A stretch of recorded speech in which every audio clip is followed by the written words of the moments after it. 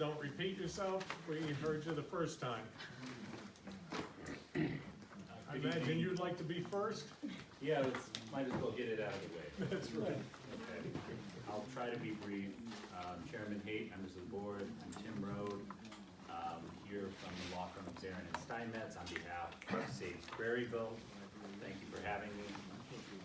Obviously, there is a lot to digest. Excuse me, Mom. Excuse me. Excuse me.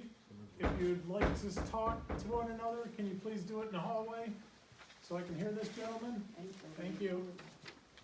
Thank Please you. continue.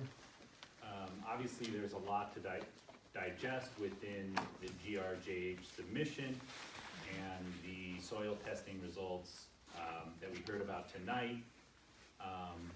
And the public at Save Craryville would just ask to have the opportunity to review the soil testing results so that they can appropriately assess both the methods, the extent of any contamination, and the proposed cleanup measures.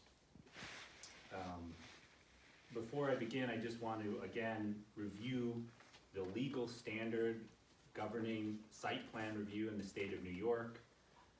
New York law requires that the board consider whether the proposed site plan adequately protects the health and safety of the community, does not create any undue hazard, and reasonably protects adjacent land uses and the environment.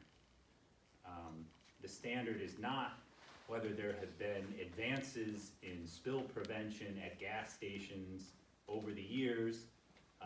The question is whether this proposed site plan adequately protects the health, safety, and community of the general welfare. A critical part of this analysis involves determining whether the plan provides adequate control measures to prevent groundwater or surface water contamination.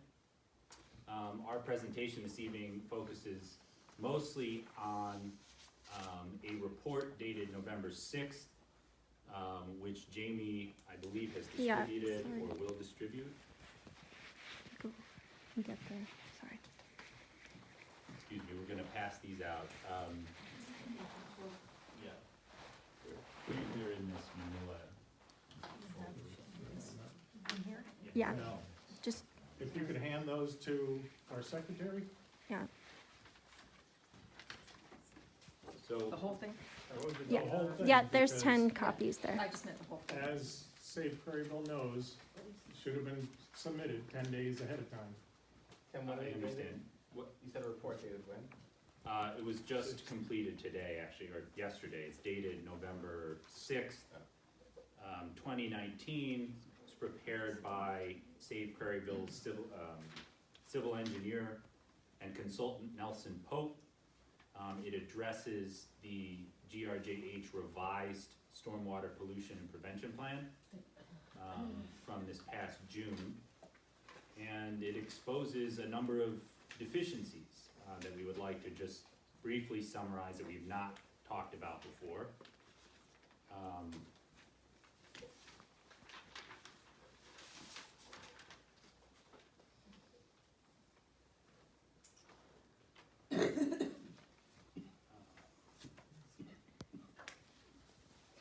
First, the report notes a potential discharge of pollutants into state surface waters adjacent to the site during or immediately after a heavy rainfall.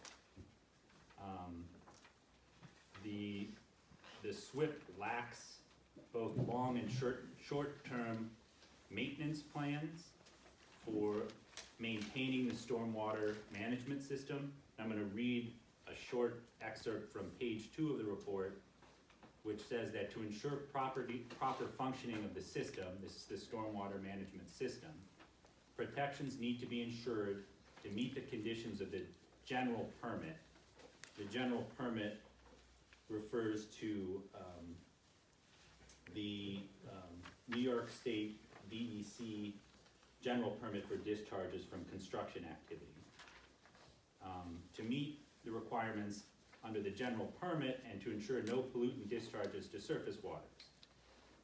What mechanism is proposed to ensure that GRJH and future property owners perform the necessary long-term operation and maintenance of the stormwater systems.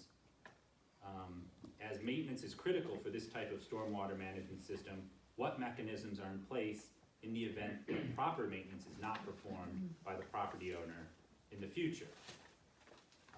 The report then goes on to detail a number of technical deficiencies with the SWIP, including that the proposed project site is located within an archaeologically sensitive area, and to qualify for the general permit, the SWIP must require compliance with the general permit disclosures related to archaeologically sensitive areas.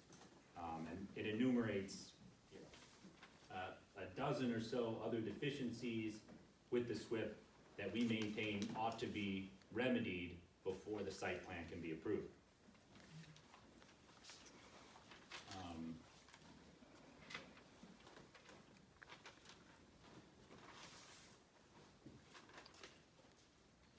In addition to the deficiencies in the SWIP, Save Craryville reiterates its continued concern with respect to the northeast side driveway setback, the footprint of the proposed redevelopment, and Can I stop you right there?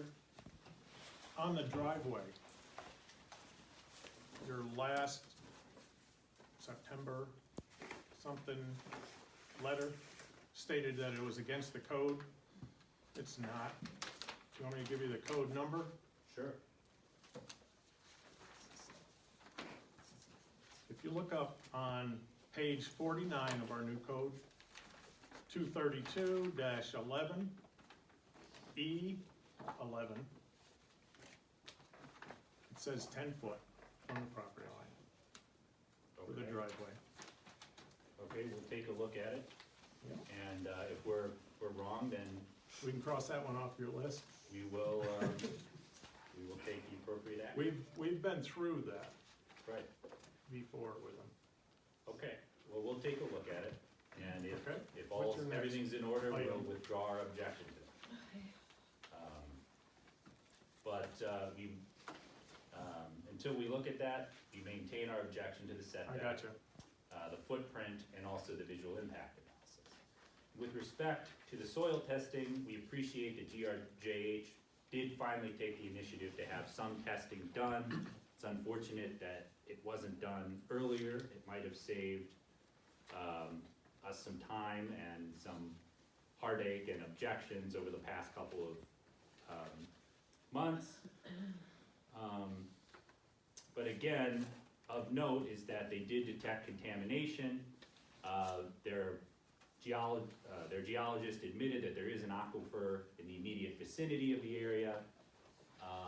And there is a dispute as to how petroleum could travel from the project site to the aquifer, to the adjacent waterways. And that is something that Save Craryville is prepared to address in light of the new soil data that we provided that GRJH has provided, once Save Craryville has had an opportunity to review it.